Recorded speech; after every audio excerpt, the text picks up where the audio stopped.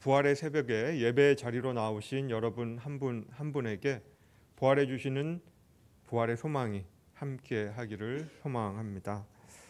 해마다 우리는 부활절을 지키는데 특별히 우리 서울교회는 부활절 주일 새벽에 예배를 드리고 있습니다. 왜 우리는 부활절 주일 새벽에 예배를 드리는 걸까요? 단순히 전통이나 관습 때문일까요? 그렇지 않습니다.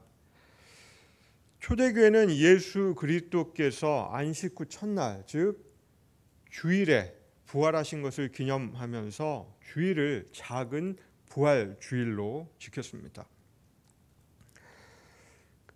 복음서에는 부활의 첫 번째 증인이 등장하는데요. 예수 그리스도의 빈 무덤을 찾아갔던 여인들, 그 여인들은 새벽에 동이 트기도 전에 발걸음을 무덤으로 옮겼습니다. 부활을 최초로 목격한 사람들이 새벽에 무덤으로 발걸음을 옮겼다고 하는 것이 우리가 새벽에 예배를 드리는 성경적 근거입니다. 바로 부활의 첫 증인들이 어둠을 뚫고 무덤을 향해 가면서 가졌던 그 마음을 기억하기 위해서 우리는 이 새벽에 이 자리에 모인 것이죠. 해마다 부활절이 다가오면 우리는 예수 그리스도의 고난과 죽음 그리고 부활의 의미를 깊이 묵상합니다.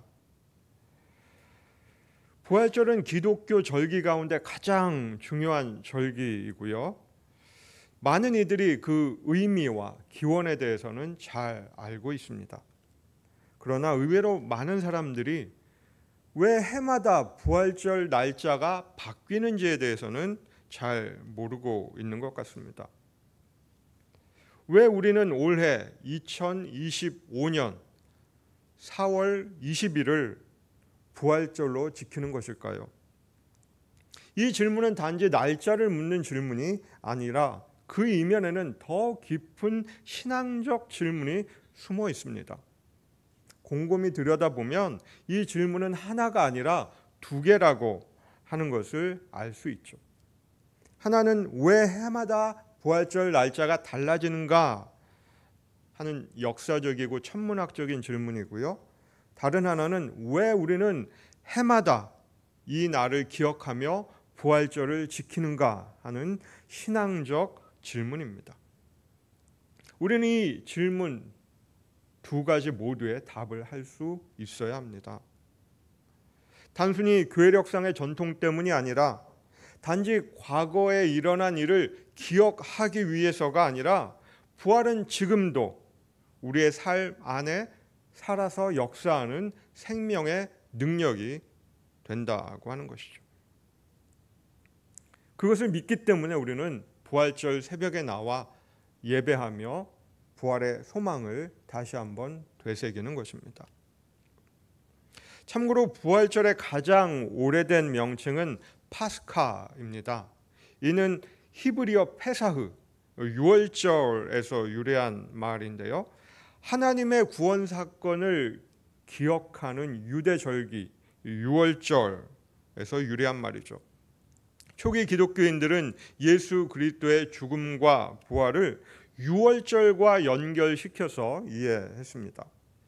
그리고 예수님을 하나님의 어린 양이라고 고백하며 그분 안에서 출애굽 곧 구원의 사건을 떠올렸습니다.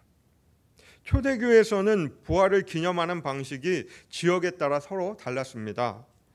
소아시아, 그러니까 오늘의 터키 지역에 위치하고 있는 동방교회에서는 예수님의 돌아가신 그 날을 6월절이라고 하는 것으로 기준을 삼아서 부활하신 날을 니산월 14일, 그러니까 요일과 관계없이 그 정해진 날짜에 지켰습니다. 반면에 로마를 중심으로 한 서방교회는 예수님이 안식 후 첫날, 즉 주일에 부활하셨다는 것을 기억하면서 날짜가 아닌 주일에, 요일에 부활절을 지키곤 했습니다.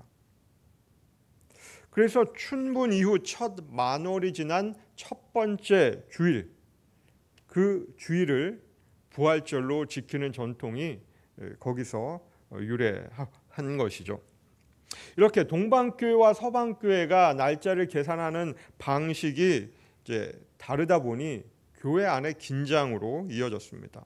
마침내 325년 니케아 공의회에서 부활절을 주일에 지키는 것으로 결정하게 되었습니다. 그러나 그 이후에도 부활절 날짜를 계산하는 방식에서 동방교회와 서방교회 차이가 생겼고요. 이 차이는 서로 다른 달력을 썼기 때문에 생기는 차이였습니다. 서방교회는 1582년 교황 그레고리우스 13세가 제정한 그레고리우스력을 사용하는 반면 동방교회는 고대 율리우스력을 사용하면서 날짜의 차이가 생긴 것이죠. 이렇게 날짜가 차이가 나다 보니 서방교회와 동방교회를 비교해 보면 약 1주에서 5주 정도 날짜의 차이가 생겨나게 됩니다. 비록 달력의 차이로 인해서 부활절을 지키는 날짜는 달라졌다고 하더라도 그 고백은 다르지 않았습니다. 예수께서 부활하셨다고 하는 이 부활의 신앙은 동방교회나 서방교회나 차이가 없이 지켰다고 하는 것이죠. 이렇게 복잡한 계산법과 다양한 전통을 통해서 각기 다른 날 부활절을 지켰지만 오늘까지도 이어지고 있는 이 부활 신앙의 전통은 우리가 꼭 붙잡아야 할 뿐만 아니라 다음 세대에게 넘겨주어야 할, 유산으로 물려주어야 할 중요한 신앙임에 틀림없습니다. 오늘 이 새벽 우리도 그 고백을 위해서 모였습니다. 예수께서 부활하셨다 하는 고백을 하기 위해서 모인 것이죠. 그리고 그 고백이 단지 역사적 사실이나 교리적 재확인이 아니라 지금 여기에서 우리의 삶의 고백이 되기를 소망합니다. 오늘 본문 말씀 누가복음 24장에는 부활의 첫 증인들이 등장합니다. 이 여인들은 새벽 일찍 예수님의 무덤을 향해 나아갔습니다. 손에는 향품을, 마음에는 사랑을 가득 담고서 주님의 시신을 모시기 위해서 무덤을 향해 갔던 것이죠. 그 새벽 무덤을 향한 그 발걸음은 사실 울음과 혼돈 그 자체였는지도 모릅니다. 그럼에도 불구하고 멈출 수 없었던 그 발걸음에는 믿음과 소망과 사랑이 담겨 있었을 것입니다. 이렇게 본다면 여인들의 걸음은 단순한 방문이 아니라 사랑의 행진이었습니다. 그런데 무덤에 도착한 여인들은 예수님의 시신이 없어진 것을 발견하고 당황합니다. 그리고 천사들이 전하는 말을 들었습니다. 첫 번째 메시지는 어찌하여 살아있는 자를 죽은 자 가운데서 찾느냐 하는 메시지입니다. 이 메시지는 죽음을 전제로 한 신앙에서 생명을 향한 신앙으로 전환해야 할 것을 우리에게 요구합니다. 여인들은 사랑하는 주님의 시신을 찾기 위해 무덤을 찾았습니다. 그러나 천사는 말합니다. 당신들은 아직도 예수님을 죽은 자로 생각하고 죽은 자들 가운데서 찾고 있군요. 그분은 더 이상 여기에 계시지 않습니다. 이 말은 단순한 질책이 아니라 신앙의 눈을 다시 뜨게 하는 그러한 부르심입니다. 오늘 우리도 신앙 안에서 여전히 죽은 것을 붙잡고 살아가고 있지는 않습니까? 실패한 과거, 아픈 기억들, 무너진 기대 속에서 살아간다면, 또 거기에서 주님을 찾고 있다면 천사의 이 메시지는 우리를 일으켜 세울 수 있을 겁니다. 예수님은 죽은 자 가운데 계시지 않습니다. 부활하신 예수님은 살아서 여기 계시지 않습니다 하는 메시지 말입니다. 두 번째 메시지는 여기 계시지 않고 살아나셨느니라 하는 메시지입니다. 이 메시지는 약속하신 그대로 실제로 살아나셨다고 하는 부활의 선포입니다. 주께서 살아나셨습니다 하는 이 짧은 문장은 기독교 신앙의 핵심을 가장 잘 알려주는 말입니다. 그분은 말씀하신 대로 살아나셨고 무덤은 비어 있었습니다. 무덤이 빈 이유는 단순히 시신이 없어졌기 때문이 아니라 생명이 시작되었기 때문입니다. 부활은 단지 기념하거나 상징적으로 이해할 수 있는 사건이 아니라 우리 삶 안에, 육체 안에, 시간 안에 일어난 사건이며 그 역사적 사실 위에 우리의 신앙이 서 있습니다. 여기 계시지 않고 살아나셨다 하는 선언은 우리가 여전히 붙잡아야 할 복음의 메시지입니다. 세 번째 메시지는 갈릴리에 계실 때에 너희에게 어떻게 말씀하셨는지를 기억하라 하는 메시지입니다. 이 메시지는 말씀의 회복을 촉구합니다. 이 마지막 말씀은 결정적인 전환점이 됩니다.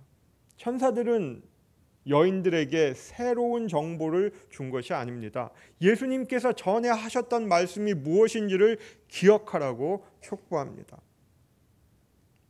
예수님께서 뭐라고 말씀하셨는지 그 말씀이 마태복음 17장 22절에서 23절에 기록되어 있습니다. 갈릴리에 모일 때에 예수께서 제자들에게 이르시되 인자가 장차 사람들 손에 넘겨져 죽임을 당하고 제3일에 살아나리라 하시니 제자들이 매우 근심하더라.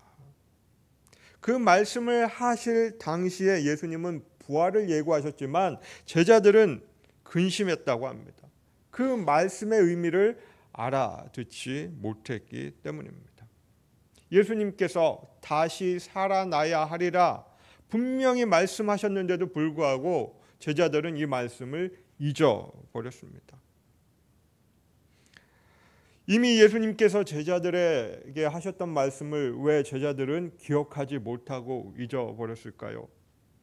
예수님이 죽으셨지만 부활하실 것이라고 믿지 못했기 때문입니다. 예고대로 죽으시고 예고대로 살아나셨는데도 불구하고 아직까지 부활을 목격하지 못한 제자들은 예수님이 그저 죽으시기만 하고 살아나셨다고 하는 것을 믿지 못했기 때문에 낙심하고 예수님께서 하셨던 말씀을 기억해내지 못한 것이죠. 우리가 낙심하고 두려워할 때에 하나님께서 우리에게 요구하시는 것은 우리에게 들려주시는 말씀은 새로운 말씀이 아닙니다. 예전에 하셨던 그 약속, 예전에 베푸셨던 그 은혜, 그 말씀과 은혜를 기억하라고 우리에게 요구하십니다. 여인들은 천사들의 말을 듣고서 예수님의 말씀을 기억해냅니다. 이 기억은 단순한 회상이 아니었죠. 그들의 시야가 열리고 그들의 상황을 해석하는 능력이 생긴 놀라운 일이었습니다. 무덤은 더 이상 죽음의 공간, 즉 스페이스가 아닙니다. 부활하신 주님이 살아나신 공간, 우리의 증거의 이야기가 시작되는 장소, 자리가 된 것이죠. 스페이스가 플레이스로 변하는 그 순간이 되었습니다. 그래서 그들은 달려가 제자들에게 부활의 소식, 예수님께서 살아나셨다고 하는 이 소식을 전합니다. 그들은 빈 무덤의 목격자가 아니라 부활하신 주님을 증거하는 증거자가 되었습니다. 단순히 본 것으로 그치는 것을 목격이라고 하죠. 지켜본 사람, 무언가를 본 사람은 목격자라고 하지만 내 입으로 진실을 말하는 사람, 그 사람을 증인이라고 합니다. 예수님께서 제자로 부르신 저와 여러분은 단순히 목격자로 부르심을 받은 사람들이 아니라 증인으로 부르심을 받은 사람들입니다. 부활을 목격한 것만으로는 충분하지 않습니다. 부활을 전할 때 우리는 진정한 증인으로 예수 그리스도의 제자로 살아갈 수 있습니다. 오늘 우리가 기억해야 할 것은 이것입니다. 예수님의 제자, 곧 그리스도인이 된다는 것은 부활의 증인이 되는 것입니다. 여기서 증인이라는 말은 단순히 무언가를 본 사람, 곧 목격자를 말하는 것이 아니라는 말 이미 강조했었죠. 참된 증인은 자기가 본 것을 불이익이 따르더라도 숨기지 않고 말하는 사람입니다. 자신의 이익을 위해서 본 것을 말하지 않는 사람이나 거짓 증언하는 사람을 증인이라고 할 수는 없습니다. 이제 우리는 다시금 질문하게 됩니다. 2025년의 부활절은 언제이고 또 왜 지키는가? 올해는 동방교회와 서방교회가 같은 날을 부활절로 지키는 의미 있는 날입니다. 특별한 해입니다. 그리고 325년에 열렸던 니케아 공의회의 1700주년 되는 특별한 해이기도 합니다. 어느 날에 지키느냐보다 왜 지키느냐가 더 중요할 텐데 이 이유는 바로 부활의 핵심이, 기독교 신앙의 핵심이 부활에 있기 때문이죠. 부활의 주님이 우리를 구원하시고 부활의 소망을 주셨기 때문에 우리는 이 새벽에 이 자리에 나와서 예배를 하고 있습니다.